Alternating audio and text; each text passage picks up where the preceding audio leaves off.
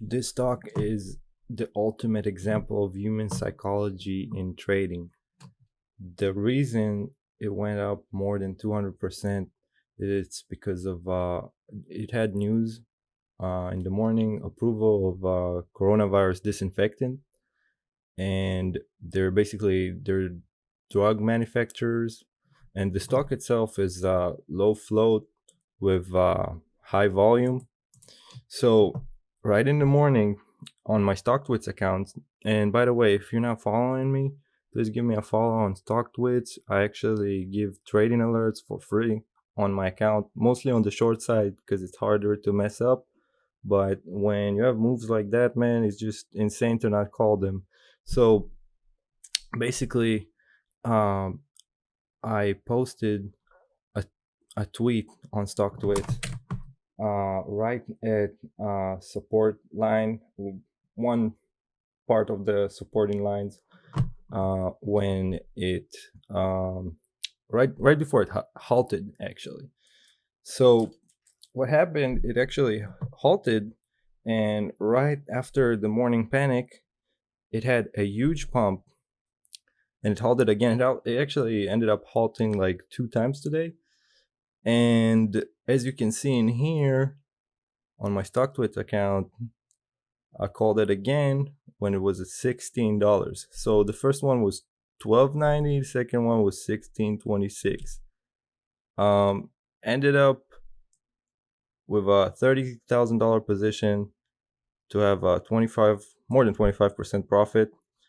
So it was a very profitable day. And again, you can follow me on Stocktwits. I give trade alerts. You can give it a shot on paper trading and see for yourself if it works for you. Because I've been doing this for a long time.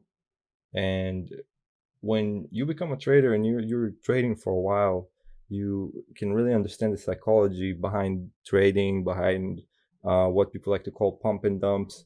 So the stock, the name of it is SNOA. And again, drug manufacturers. And basically, they had news about coronavirus in the morning. And what we can learn from it is, first of all, I want you to see the pre-market uh, pump, small pump that was in the early hours of the day. And that's a real different volume than market hours. That's a lot of institutions combined with some of the retail traders. But as you can see, right as the market opened, right before, the stock actually crashed and it got back to support right under the VWAP line. So as we look at this chart, we can understand that the VWAP is the average price traded in the day. So the stock will always come back to average unless there's something huge that happens. So we can see an above average volume, and it's a low float stock with high volume, and the virus news, which we already know that it makes sharp moves in trading. So yesterday we had a stock that had a similar pattern. That's A Bio, but A Bio, the difference was that A Bio broke through the high of the day a couple of times, and this one actually couldn't make it. So as we can see, right after it got into the support line and it halted, it actually pumped in price, and there was a lot of buy volume, and that's right after the market opened. So right in here, it halted a bunch of other times, but it went from this side of the VWAP, like right under the average price that's traded, right up to the upper band. And right after it passed the upper band, that's when you know that you need to initiate your trailing stop loss, because what will happen after that, it will come back really, really quick into the middle VWAP band, because right as you see in here, there was a huge pump. There was a lot of big price movement, and everybody is going to sell it. and everybody's going to sell it until there's another dip, or it comes to basically the average price that's traded in the day.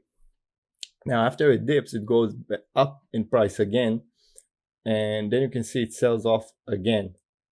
So there was not enough buy volume. I'm sorry, there was more sell volume than what it was buy volume.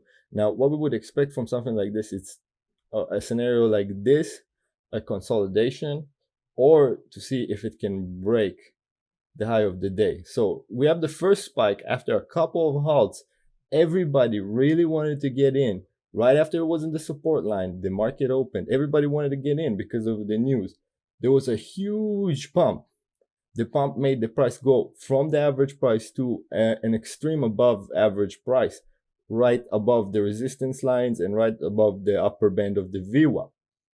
And then when it couldn't hold it, it broke into the average price that's traded in the day. And right in this point is where institutional traders and pro traders look at this trade and they're like, okay, this could be a dip buy.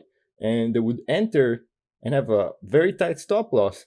And then when it reaches this part, it's very, very crucial. When it pumps again, you want to test if it basically breaks the higher of the day. That's when you know it's another good trade. When it breaks this high, it means it's going to be up again. But when it comes to low float stocks that have good news and they pump like that, most of the time they will just end up selling off.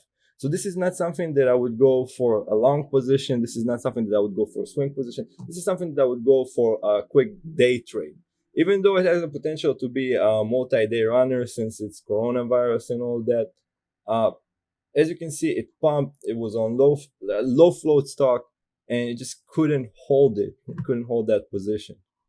And right now it's trading. The market just closed. We're in the after-hour session, and it's not even in the average price that's traded in the day or under the lower band of it. So it completely sold off, or as people like to call it, a pump and dump. But what we can learn from it is there was a lot of buy volume. People got out of their positions. It went down, got back to the middle price, the average price that's traded, another pump, and that pump changed everything because it went from $12 to $19.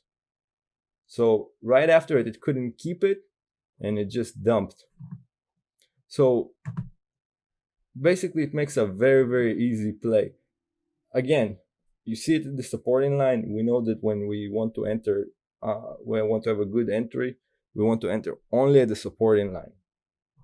And then it pumps again. In these areas, you would never enter. And then when it comes back to the average price that's traded, that's a good entry. But again, you want to protect yourself with a stop loss because you never know what will happen. And then it pumps again, right in here, in this part, an opposite dip. I would put a trailing stop loss if I would enter in this dip. But because I already played the first pump, which was easy to play, again, it was coronavirus news. You get out of the position and you finish your day. Very, very easy. Now, when you're not playing this play is when you don't have the coronavirus news.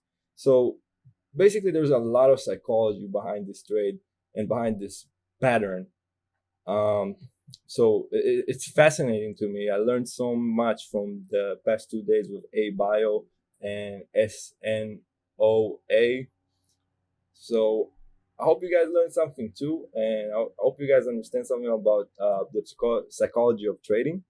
Until the next one, today is Friday, so we're heading into the weekend. Have fun, and let's have a great trading week next week. And by the way, guys, I want to say thank you to all the new subscribers and all the hype that I've been getting lately, all the attention. Thank you guys for the support. Appreciate it. If you're new, please subscribe and thumbs up. And for all my subscribers, thank you for all the support, and please give the video a thumbs up. Thank you, guys.